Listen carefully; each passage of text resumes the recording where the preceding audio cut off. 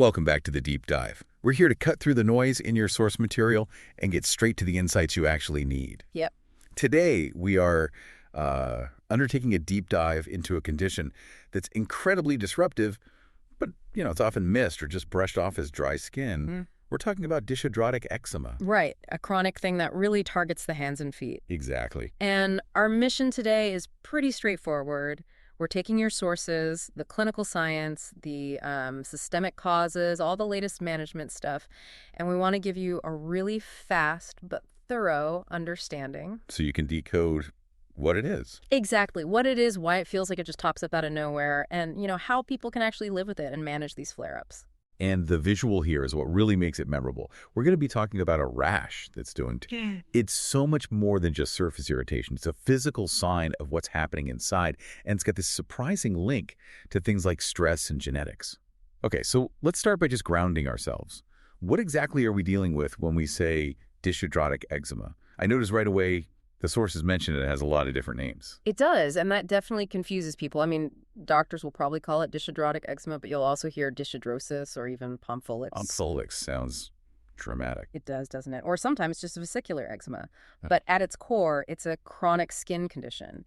It's a very specific kind of eczema that's defined by these sudden, really unexpected outbreaks of fluid-filled lesions. Yeah, what makes this type of eczema so visually specific? I mean, what should someone be looking for? Okay, so it's all about where it shows up and what it looks like. We're talking about the palms of the hands, the sides of your fingers, the soles of your feet, and even the toes. And the blisters themselves are tiny. They're like deep-seated. They look kind of translucent, almost like little beads clustered together. The analogy we saw over and over again, and it's just perfect, is that they look like tapioca pearls. Oh, that's a perfect description. You can immediately picture it. Exactly. Like they're embedded just under the skin. And it's important to know this isn't some super rare thing either. Not at all. The research shows it affects a pretty big chunk of people with hand eczema, somewhere between, say, 5 and 20%. And we have to say this right up front. It is absolutely not contagious. That's key. It is. These symptoms are internal. They're a sign of, a heightened sensitivity or an immune response inside your body. The flare-ups tend to come and go, lasting maybe 2 or 3 weeks at a time. They blister, they dry out, and then you get this long peeling phase. Let's walk through that life cycle then, because the symptoms seem to move pretty fast from just like greeny bumps to a really painful ending. How does a flare-up usually start? It's often really subtle at first. You might just feel a deep, intense itch or maybe a weird burning feeling on your palms or fingers. Sometimes that happens even before you see anything. Okay. Then the first visual signs are these tiny little bumps. They can feel rough or grainy if you run your finger over them. And the discomfort, it's all over the place. For some people, it's a minor itch. For others, it's debilitating. It can keep you up at night, make it hard to focus. And when those tapioca pearls fully form, that's when things really kick off, right? Yes. The little blisters can merge together and form these bigger kind of dome-shaped lesions. And at that point, your skin barrier is really compromised. We saw a lot of sources that detailed how it progresses to, significant pain and burning. And the skin can actually crack. Oh, yeah. Because it's so inflamed and stretched, it can crack really deeply. You get these things called fissures that can bleed. And that's when you're not just dealing with eczema anymore. You're running a real risk of a secondary bacterial infection. The sources also pointed to something that makes it worse, a very localized factor. Moisture. Absolutely. The research is pretty clear that dyshidrotic eczema is seen a lot in people who have hyperhidrosis. Excessive sweating. Exactly. Specifically on the palms and soles.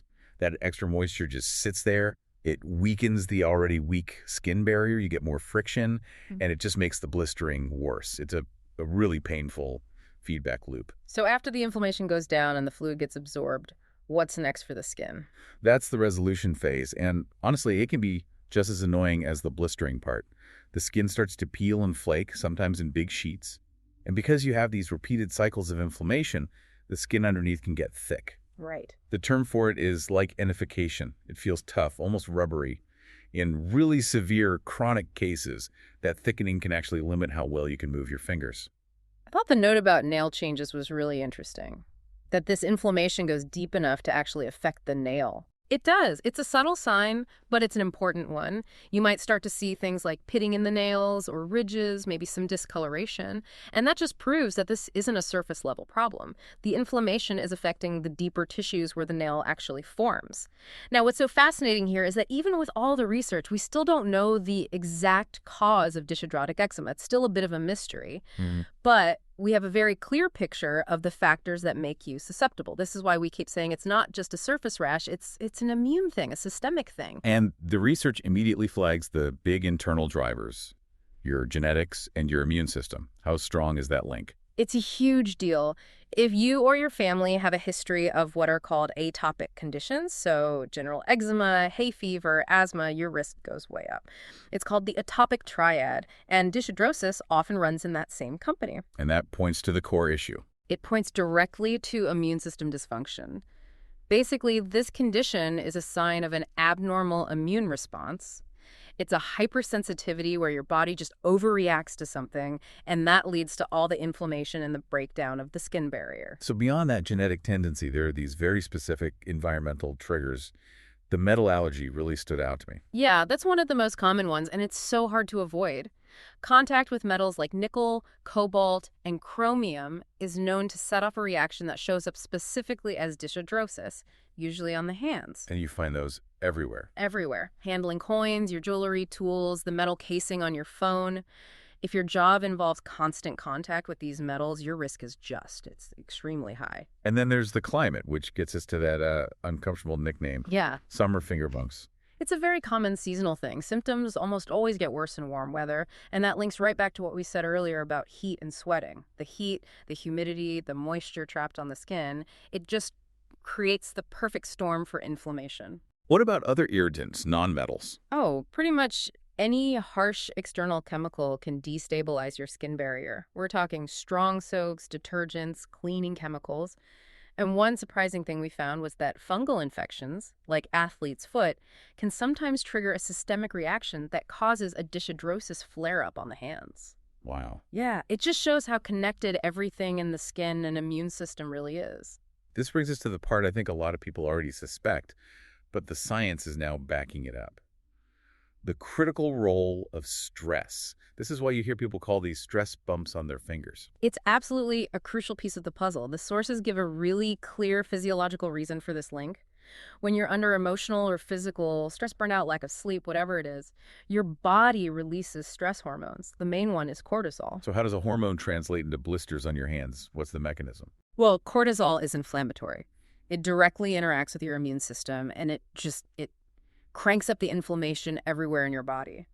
At the same time, high cortisol levels weaken the skin's ability to act as a barrier. So you're getting a double whammy. Exactly. Your skin is getting more inflamed, and it's less able to protect itself from all the other triggers, like heat or irritants. This is what makes the flare-ups more frequent, more intense, and a lot harder to get rid of. So it creates this awful cycle. The discomfort from the blisters makes you anxious, which spikes your cortisol, which then makes the skin even more irritated. It's a classic vicious feedback loop. And it's why managing this is so tough if you don't address the stress component. We see that people with really high chronic stress levels have the most unpredictable flare patterns. It makes it so much harder to treat. So when you look at the whole picture, the fact that dyshidrosis shows up with asthma, hay fever, and now high stress, what's the body trying to tell us? I think it's a strong signal of a systemic imbalance. The skin here is acting like a barometer. It's the most visible place where this hypersensitive immune system is reacting to genetics, irritants, or very often to those internal stress hormones.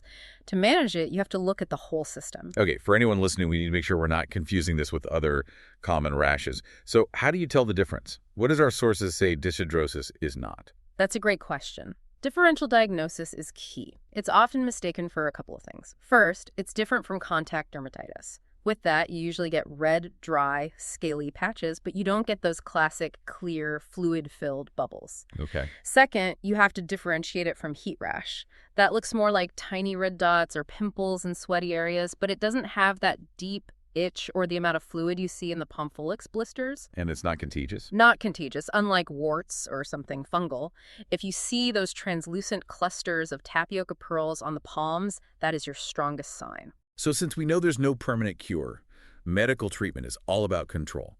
What's the first line of defense? The first line of attack is almost always topical steroids. Prescription corticosteroid creams like clobetasol are really effective because they're powerful anti-inflammatories.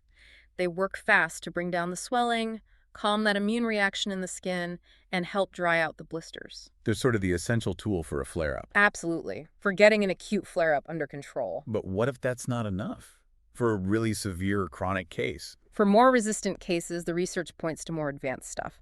One common next step is phototherapy. That's where you get controlled exposure to UV light.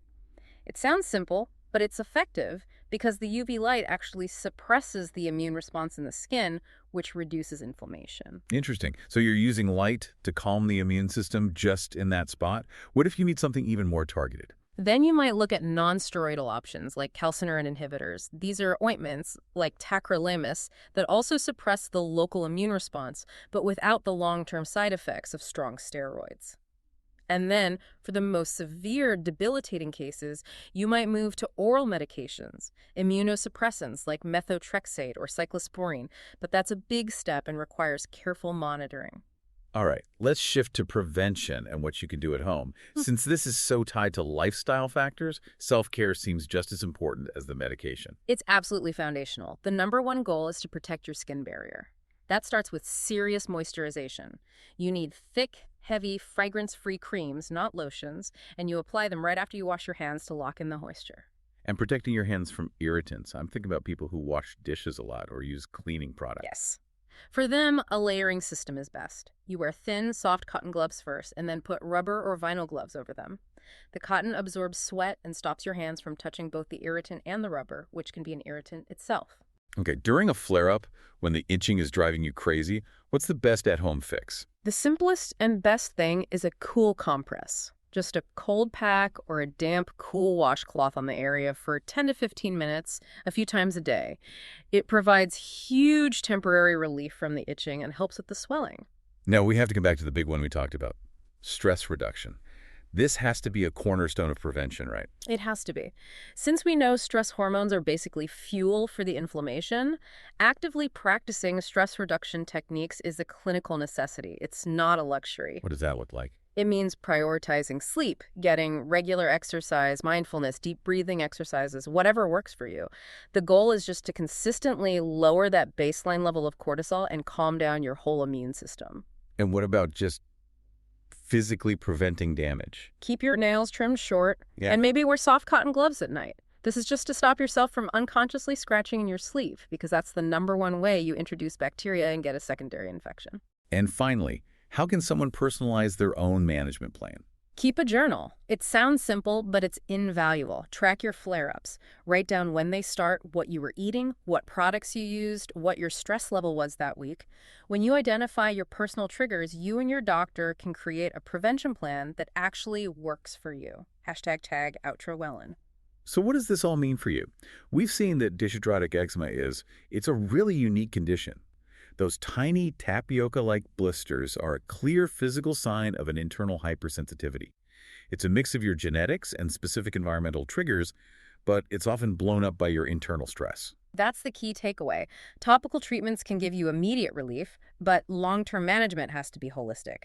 Because it's so tied to your immune system and your stress hormones, it really suggests that the solution isn't just in a cream. It's about, recalibrating your whole systemic balance. Which brings us to our final provocative thought for you to consider. Since the skin condition acts as such a reliable barometer for your internal state, reflecting both your immune function and your stress levels, could the severity and frequency of your flare-ups be your body's clearest, most insistent signal that a deeper fundamental adjustment to stress management and overall immune resilience is what's really needed? It's not just a rash. It might be the most visible warning sign you have, something to think about as you start tracking your triggers.